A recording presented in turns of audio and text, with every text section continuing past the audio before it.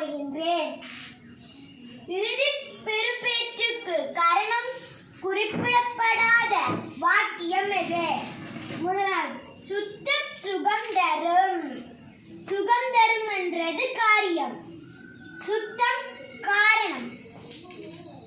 இரண்டாவது, சுத்தம் பேணப்பட வேண்டும்.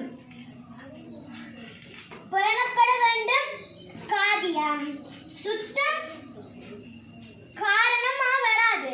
ஏண்டா இதுல என்னத்தை நாங்க சுத்தமா வச்சிருக்கோம், இதுல வரையில.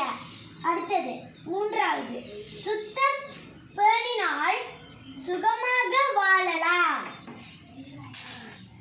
பேணினால் சுகமாக வாழலாம் என்றது காரியம், சுத்தம் காரணம்.